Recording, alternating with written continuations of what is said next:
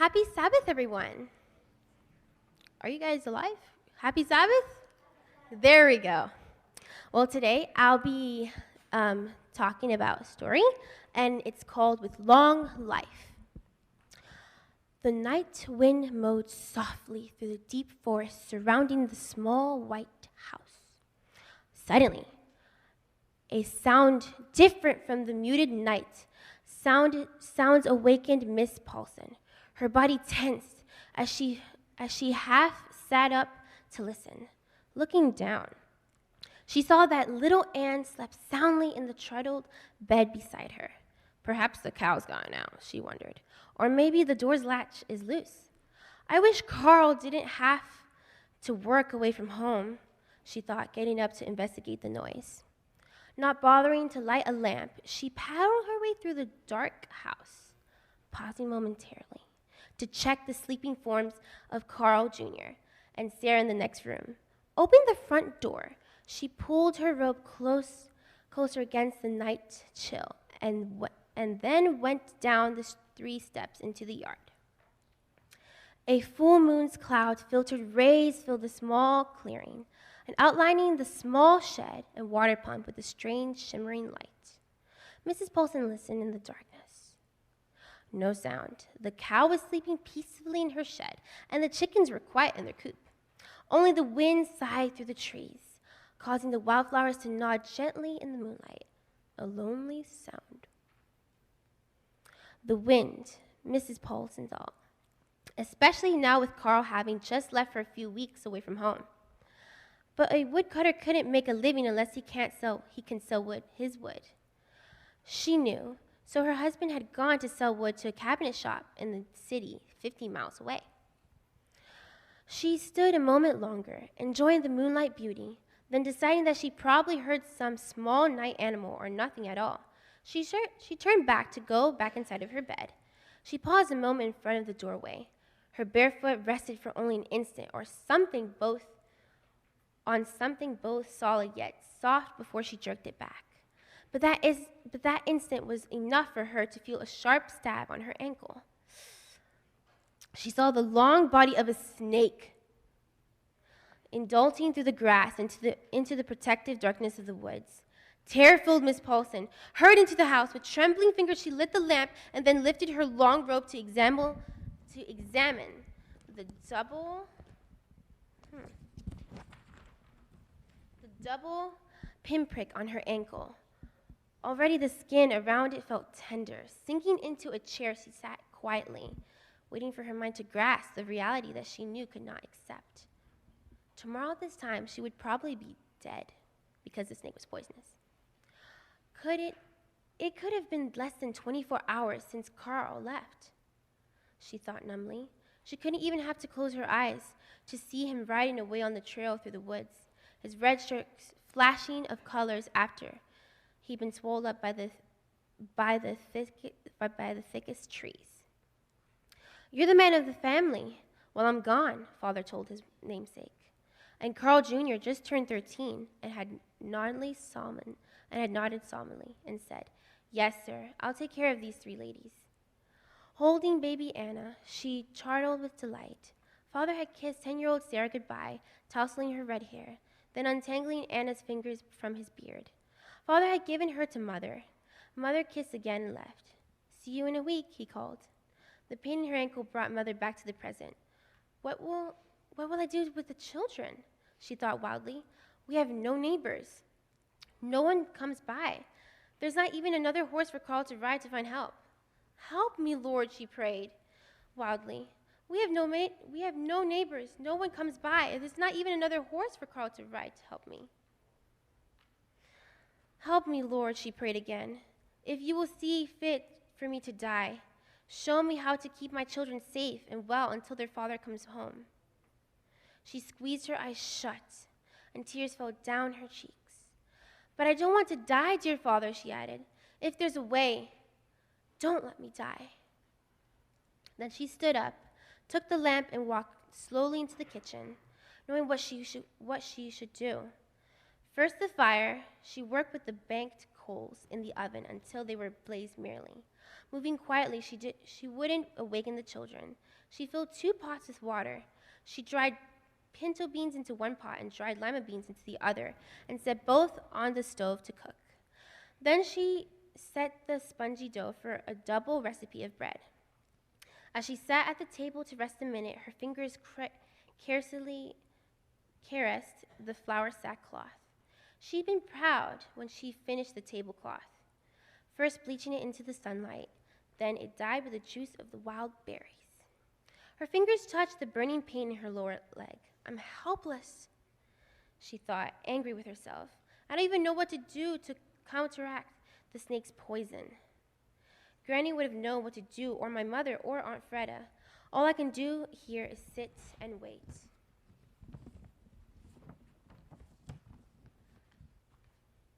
Enough food to last a week, she thought. I got to fix enough food for the week, and most of the children's clothes are dirty too. I must wash Anna's diapers. And though that will be all I'll be able to do, Carl and Sarah can help with the cooking and washing. And oh, but I wish they'd sleep late today.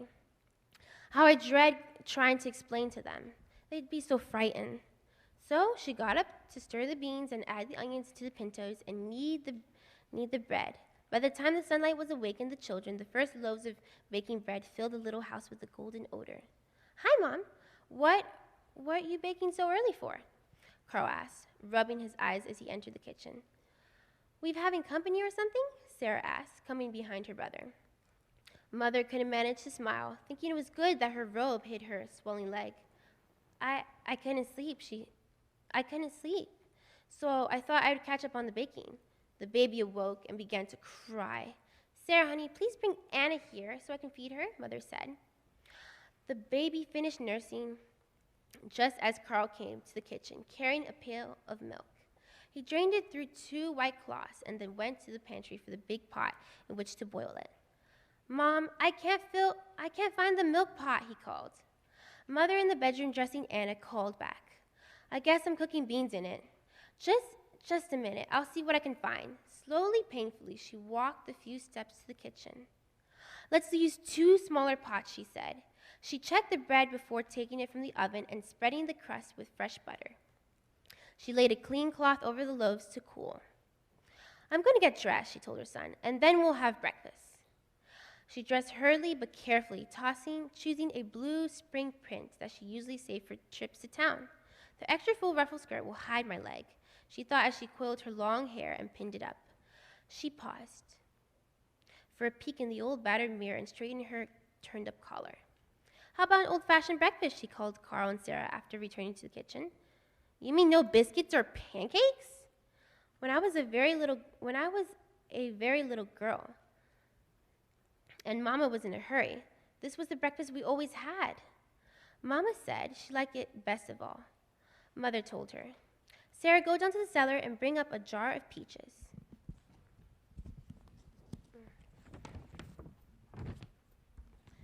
That would be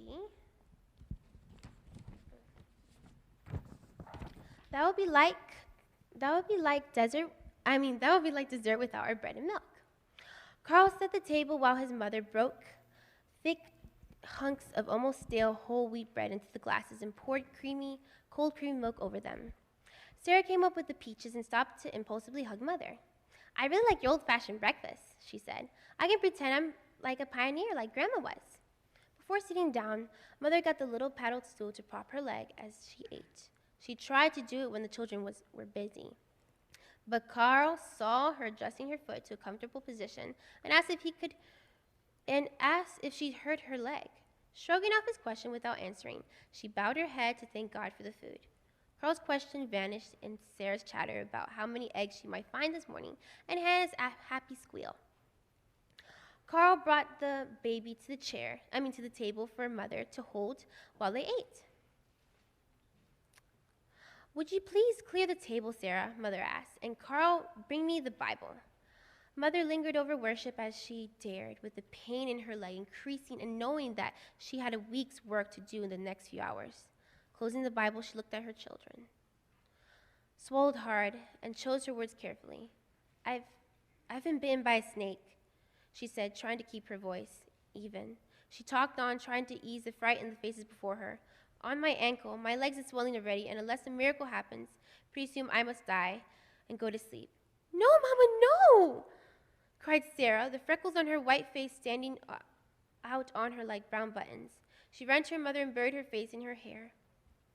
Carl looked squarely at his mother, his large brown eyes unblinking and believing. A doctor, he managed. I'll go for the doctor. With no horse, my son, and no neighbors to borrow one from or to tell, she said. She spoke softly, gently, and rubbing Sarah's hair with one hand and holding Anna tightly with the other. The problem is caring for you, children, until Father comes. You must be brave.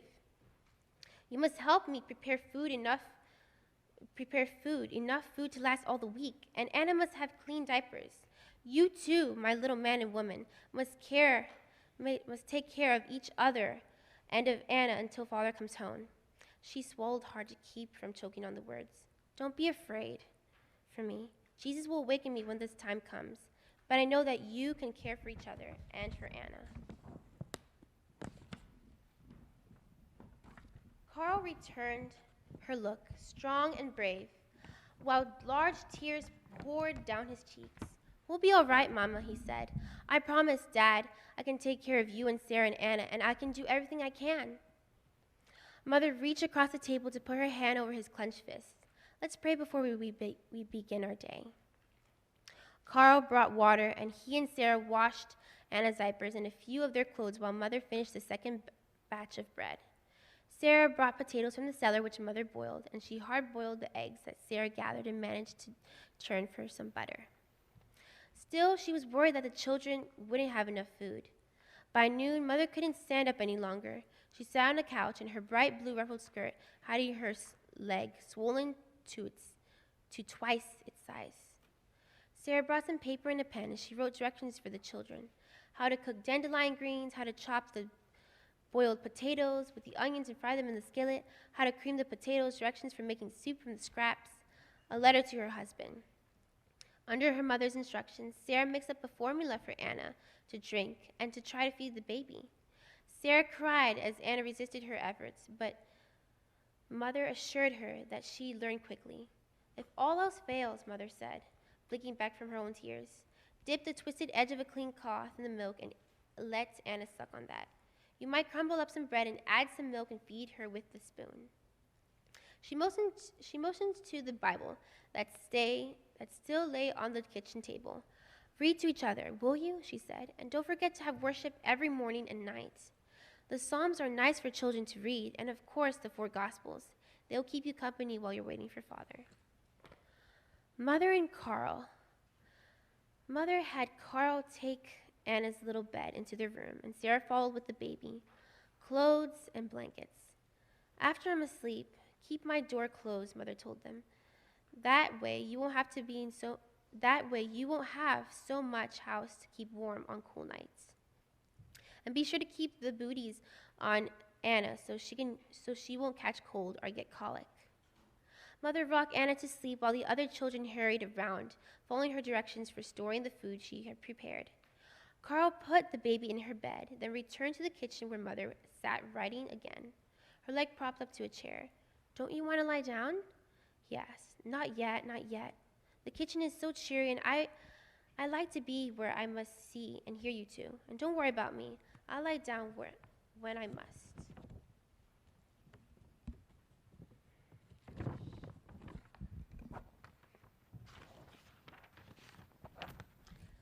Several miles away, Mr. Hamilton and his Native American wife were returning home to their farm after a day in town.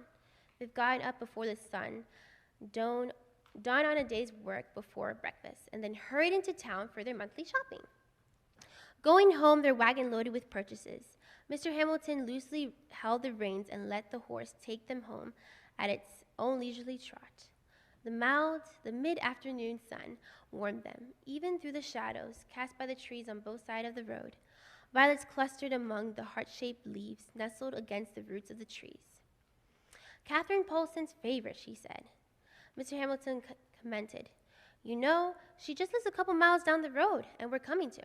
Does she? Came her husband's tired reply. Let's run by and see her. It's been months, and what with the winter and all that late snow we had, we'll have to hurry to beat the sun. As it is, Mr. Hamilton answered as the horse trotted past the road that went to the Paulson house. His wife put her hand on his arm. Please, Henry, it wouldn't take but an hour to stop by and say hello. Her husband works away from home, and she gets lonesome for company. You know, she has a new baby, and that I've been only seen her once, and well, Catherine was always a good friend to me. Remember when I was little and sick, and she sent that crock of beans and that sweet cake to help out while I couldn't cook? I know when I'm licked, Mr. Hamilton grouched good-naturedly, turning the horse around and urging it to trot faster. The sun had already hidden behind the trees as Hamiltons drove into the Paulson yard. Sarah saw them first. Mama, Carl, someone's coming, she shrieked, running to her mother. Carl raced out the door. It's Mom, she's awfully sick, he cried. Without waiting to be helped, Mrs. Hamilton gathered up her full skirt and jumped from the wagon and hurried into the house. Catherine, what is it? She grasped, taking into the food-laden kitchen. Sarah's frightened face and her friend's pale, sad one. Early this morning, before dawn, a snake bit me on the ankle, Mother said slowly, laboring over each word. Mrs. Hamilton lifted Mother's skirt and saw the extreme large leg. Carl returned her look, strong and brave, while tears poured down his cheeks. I'm so sorry.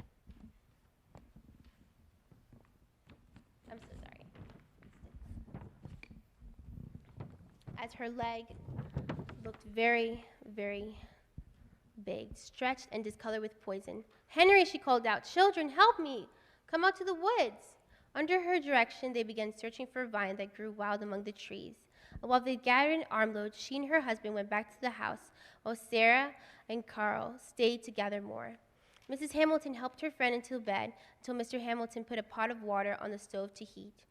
And then she directed her husband to chew the leaves into a mulch, spit them out, and chew some more. She did the same, and within minutes, Mrs. Hamilton had packed and crushed leaves around part of the swollen leg and rushed outside to gather more. We've got to get the leg covered, and chewing is the fastest way, she explained to her husband. Once it's covered good, we'll boil some to paste and pack that around her leg. The man shook his head. It seems hopeless, he whispered. God can work miracles, and sometimes we can help him, his wife replied. I've seen this help before. She shook her head. But never on a person gone so far. She hurried through the woods, her fingers flying, stripping leaves from the vines that hugged the trees. I guess I'm the only person around these parts, except maybe the doctor who could know what to do. And even Doc might not know about these leaves, drawing out the poison. Mother moaned on the bed, hardly conscious of the activity around her. Anna cried, and Sarah tried to comfort her, tried to feed her, and finally put her back on the bed so she could gather leaves with her brother, Mr. Hamilton. Mr. Hamilton lit a lamp against the darkness, and they worked far into the night. Mr. Hamilton applied fresh, hot blankets as fast as her husband and the children would keep her supplies. Thank God the plants are close by, she told her husband as he brought in another basket of leaves. Sarah and Carl refused to stop working and go to bed, and even though some time past midnight, Miss Hamilton urged them to do so. They did stop long enough to tiptoe into their mother's room and watch as Mrs. Hamilton changed the poultice on her legs. Slowly, almost a very long time, yet surely, the swelling began going down, and the redness began to fade from the mishapped leg. By dawn, the children felt exhausted into their beds, and Mr. Hamilton put some buttered bread in his pocket and went away in his wagon to find some more leaves. Anna cried, and Sarah, tossing in a restless sleep, didn't hear her. But the sound pierced into her mother's room, and a shaft of sunlight fell across her face. She opened her eyes, slowly remembering something that she wanted to forget. Shaking her aching head, she tried to focus her eyes upon someone leaning upon her. Fairlight Hamilton, she whispered, unbelieving, and then, am I still alive? Mr. Hamilton returned with more leaves, and when he left again, he went for the doctor. After Mrs. Hamilton applied the new poultice, she asked if her friend wanted anything. A little bit of water, if you're not tired, and oh, I'm sure you are, Mother whispered. Would you get the Bible and read Psalms 91 to me? The soft voice of Mrs. Hamilton sounded like an angel's song to Mother's ears, even if the woman did stumble over some of the words. He will call upon me, and I will deliver him.